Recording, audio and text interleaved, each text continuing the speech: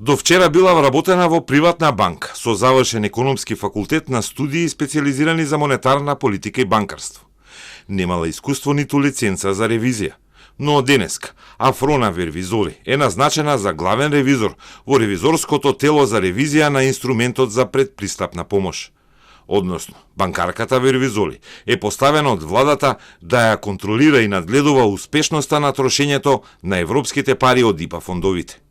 За тоа место и за таа позиција се предвидени строги правила, односно и во договорот за соработка на државата со ЕУ за ИПА фондови стои дека раководителот треба да поседува соодветна стручност, знаење и искуство во областа на ревизијата за да ги извршува бараните задачи.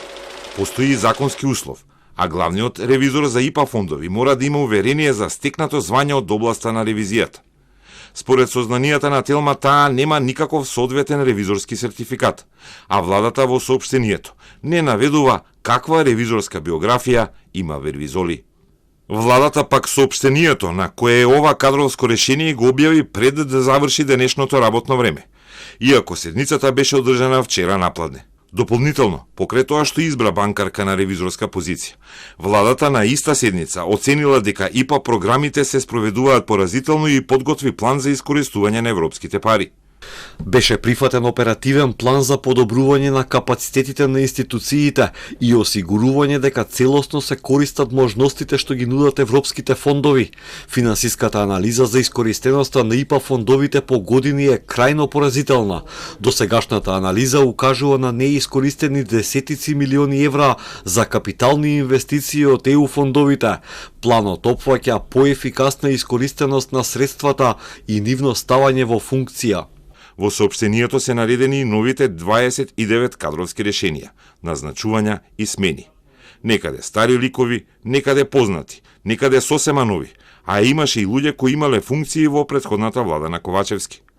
Новоназначениот координатор за примена на нови технологии, Блерант Рамадани, претходно во владата на СДСМ беше национален координатор за информатика и енергетика. Владата назначи уште двајца координатори кои се председатели на помалите партии од коалицијата на власт. Павле Трајанов од Демократскиот сојуз е именуван за национален координатор за спречување на насилен екстремизам и за борба против тероризам. Председателката на партијата Глас, Солза Грчева, е именувана за национален координатор за реформи во високото образование. Нов ВД директор доби и финансиско разузнавање. Куитим Ибиши, кој работи во ова институција, по предлог на Алијанса на Таравареј, ќе стане нов директор во управата за финансиско разузнавање.